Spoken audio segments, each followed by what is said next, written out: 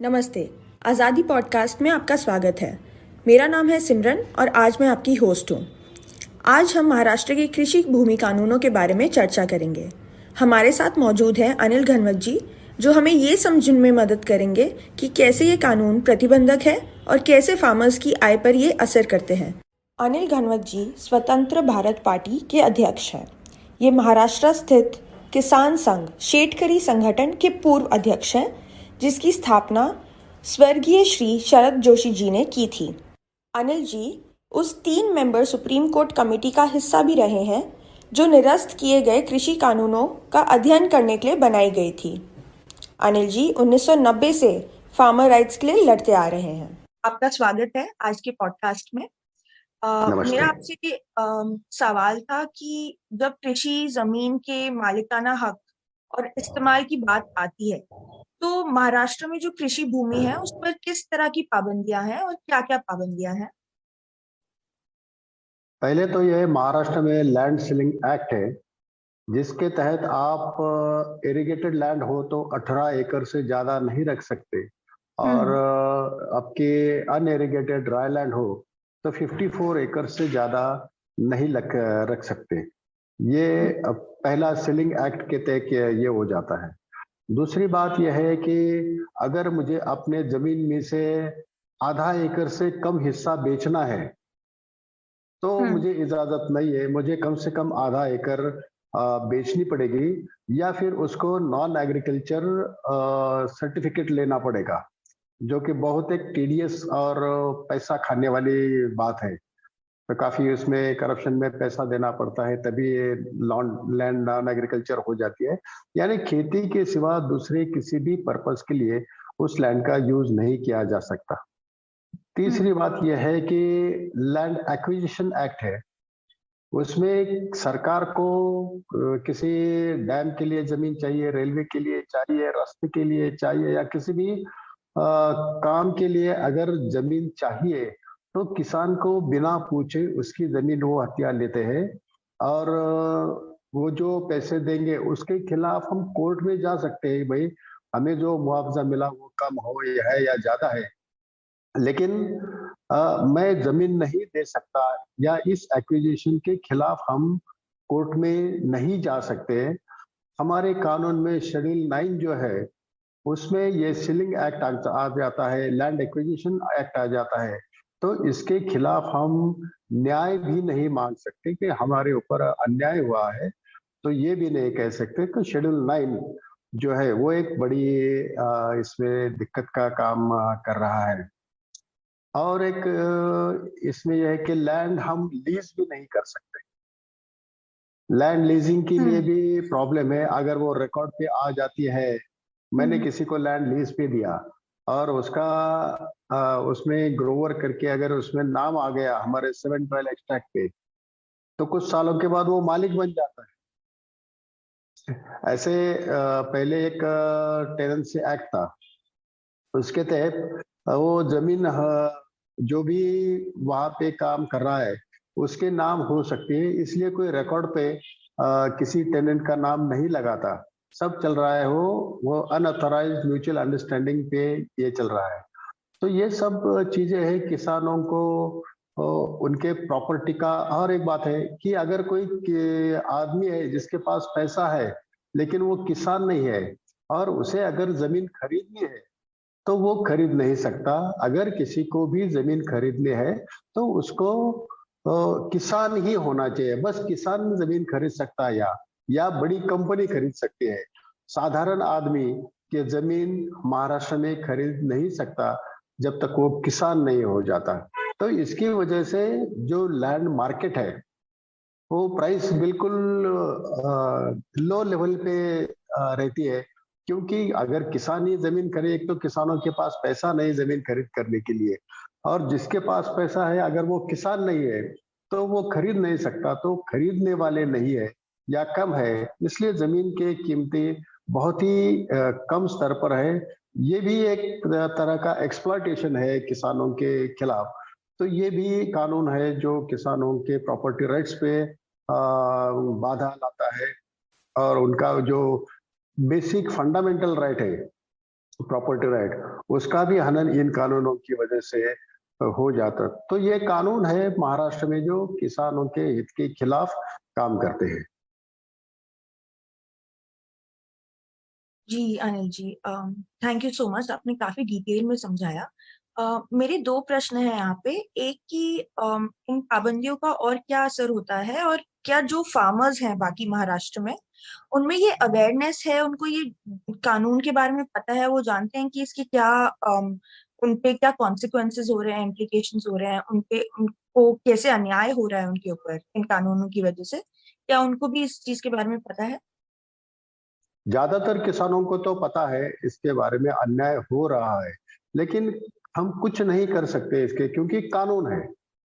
तो ये कानून अगर बदलना है तो वो पार्लियामेंट में उसकी पेशी होनी चाहिए, और पार्लियामेंट में वो मंजूर होगा, फिर राज्यसभा में मंजूर होगा, फिर राष्ट्रपति जी साइन करेंगे।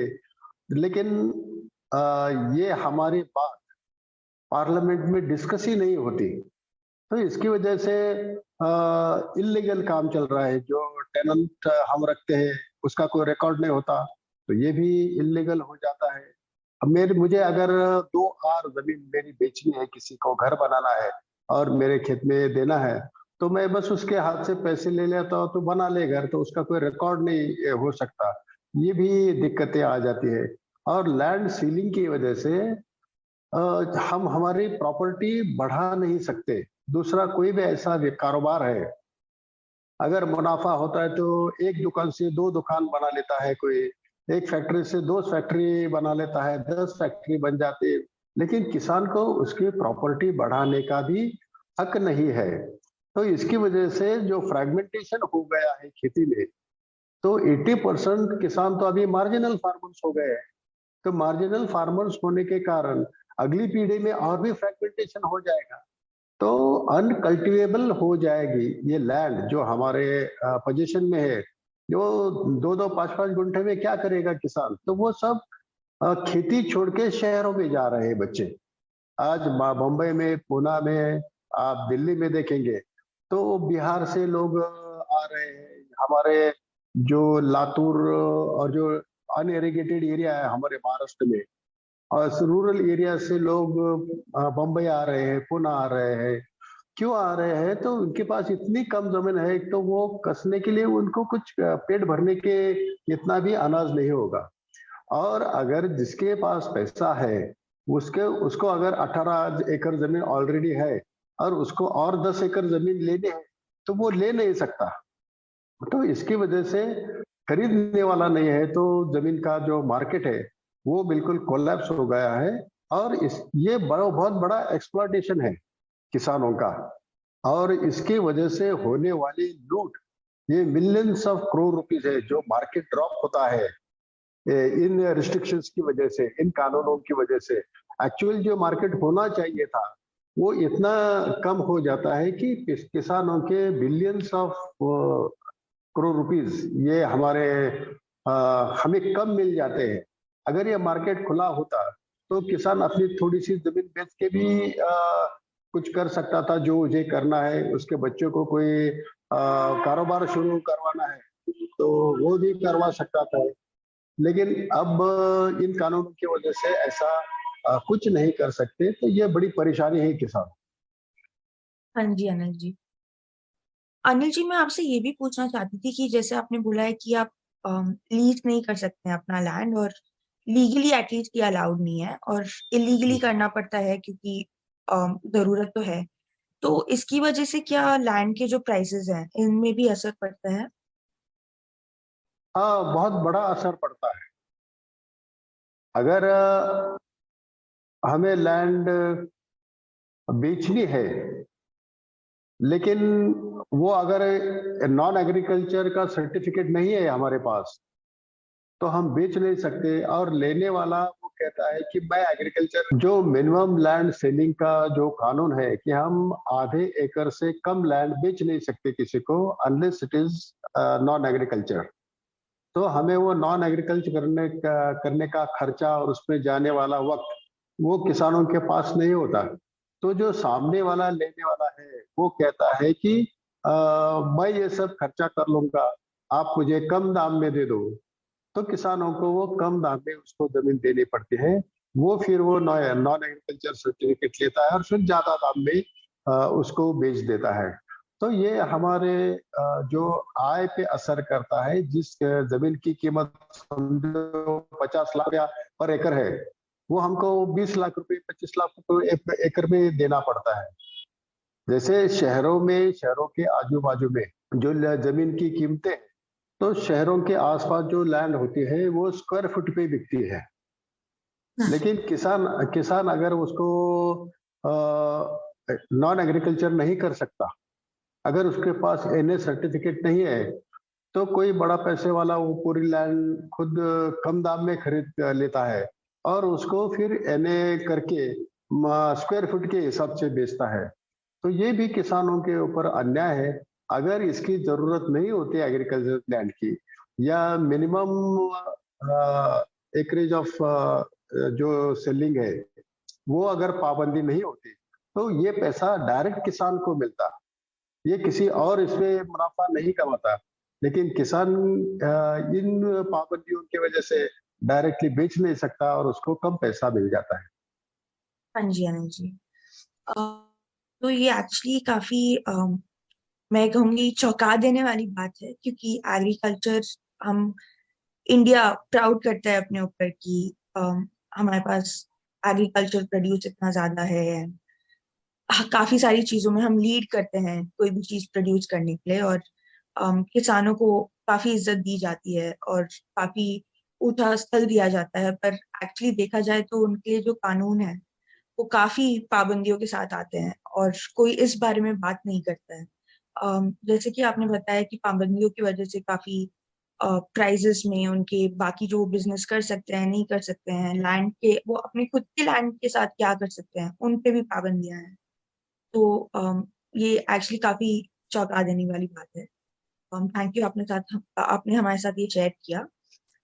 मैं जानना चाहती थी कि पास्ट में कभी किसी तरह का मूवमेंट हुआ है जिसमें फार्मर्स ने ट्राई किया है कि ये लॉज चेंज हो पाए, स्पेशली जो ये रिस्ट्रिक्शंस है आपके खुद के लैंड के ऊपर, इन पे कोई मूवमेंट हो, कोई एक आपने कोई पिटिशन किया हो, कोशिश करी हो कि ये सब चेंज किया जाए, और उसका क्या हल निकला और वो क्यों आगे नहीं बढ़ पाया? हाँ, इसके लैंड सीलिंग हटाने के लिए शेतकरी संगठना पिछले 40 सालों से कोशिश कर रही है। और एक बार सुप्रीम कोर्ट में भी एक पिटिशन दायर करने की कोशिश की गई थी।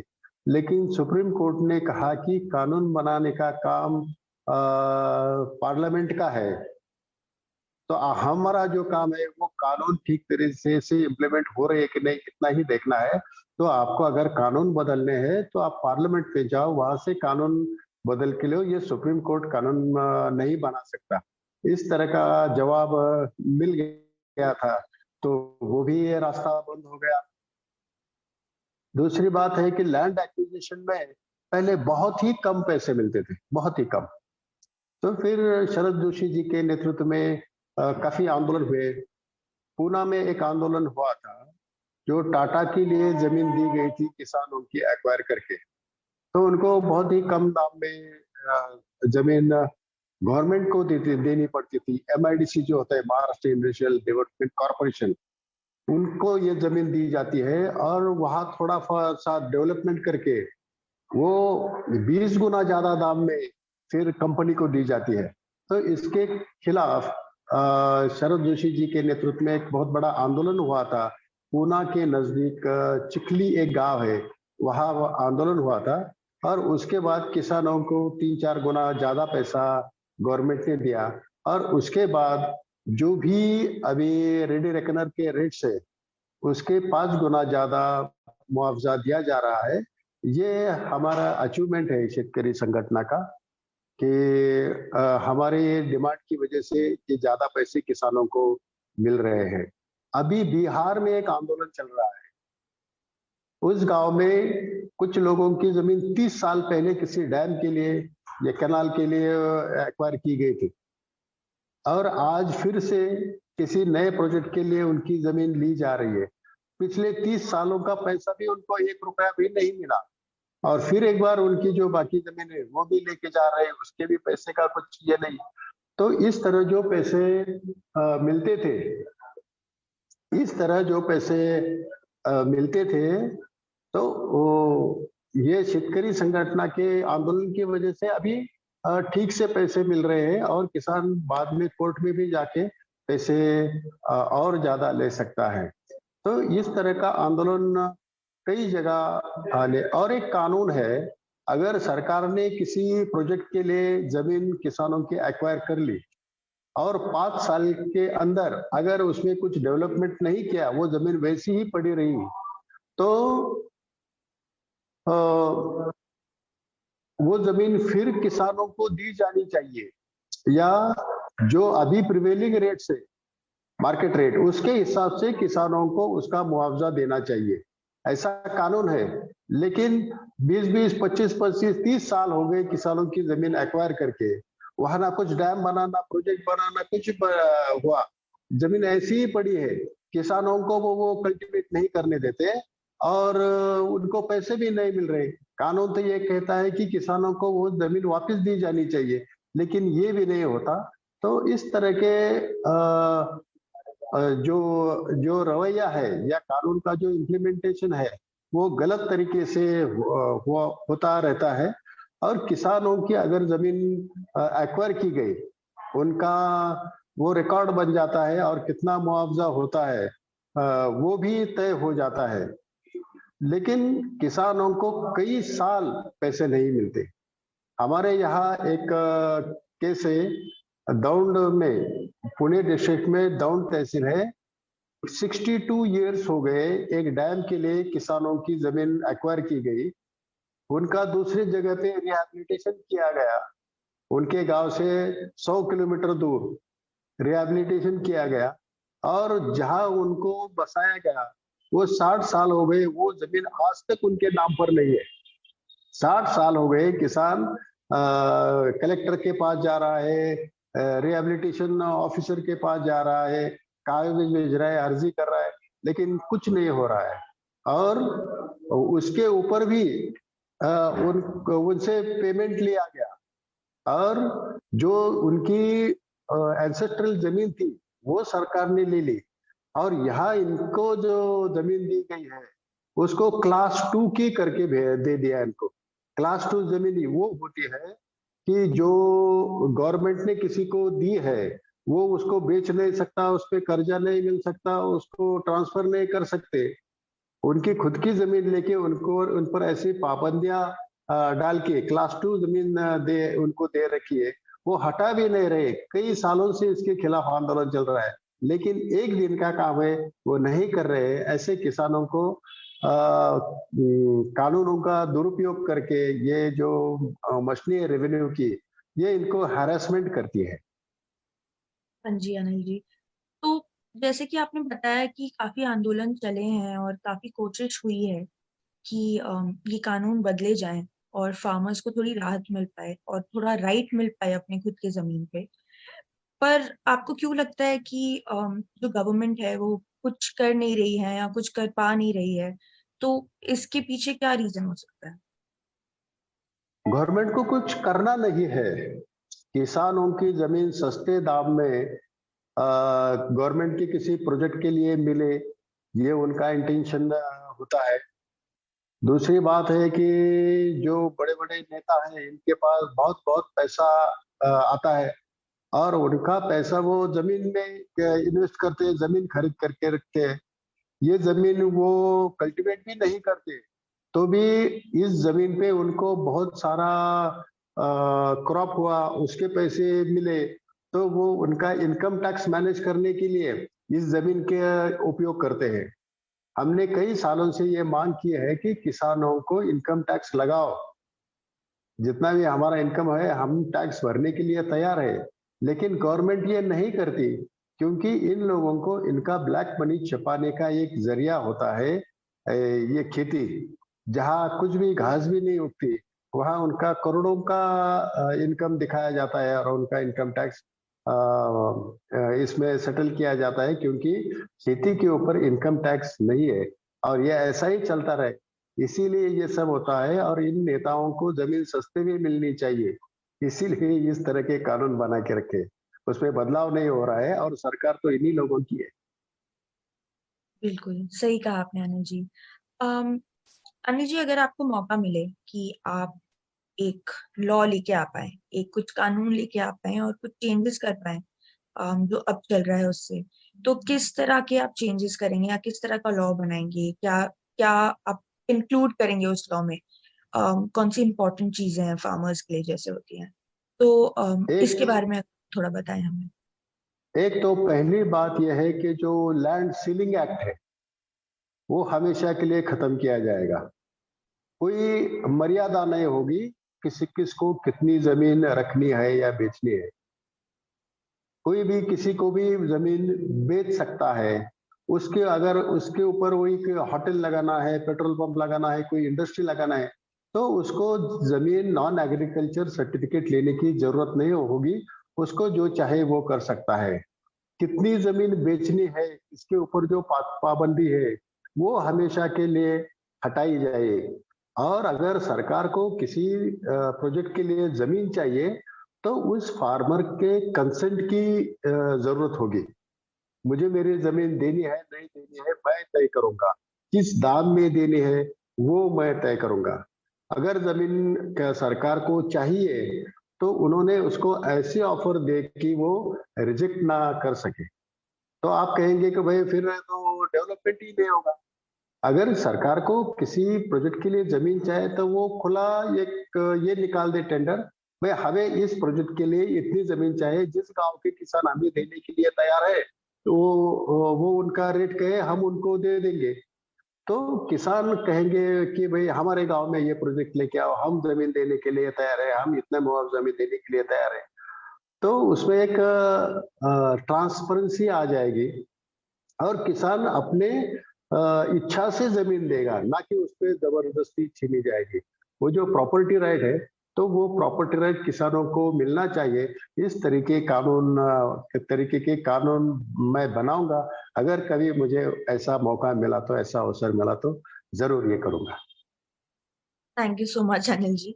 अम, एक बार अगर आप हमें ये भी बता पाएं कि जो कन्वर्जन होता है नॉन एग्रीकल्चरल लैंड उसको दिखाने में, उसमें कितना डिफिकल्ट होता है ये कन्वर्जन और क्या प्रोसीजर होता है? उसमें आपका कितना टाइम या पैसा लगता है? उसके बारे में अगर आप हमें थोड़ी और डिटेल दे पाएं। मैंने खुद मेरी जमीन रेसिडेंशियल पर्पस के लिए नॉन एग्रीकल्चर की है। तो पहली बात यह है कि जमीन के पूरे कागजात हमें लेने पड़ते हैं। उस पे जो भी आज तक ये हुए हैं, ये चेंजेस हुए हैं अपने डॉक्यूमेंट्स में, वो पूरे पिछले 70 साल से वो निकालने पड़ते हैं।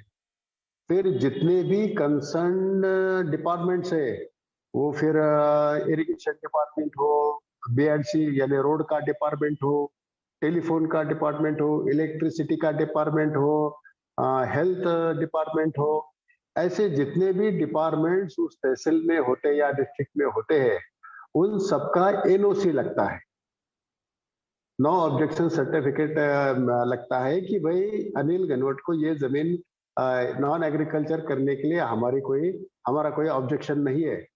और हर डिपार्टमेंट का जो बाबू होता है वो पैसे लिए बगैर वो सर्टिफिकेट देता नहीं है। फिर उसके बाद उसका प्रॉपर प्लान बनाना पड़ता है और वो टाउन प्लानिंग के हिसाब से रोड की साइज कितनी रखनी है या प्लॉट की साइज कितनी रखनी पड़ती है, ऐसे बहुत सारे उनके नॉर्म्स होते हैं।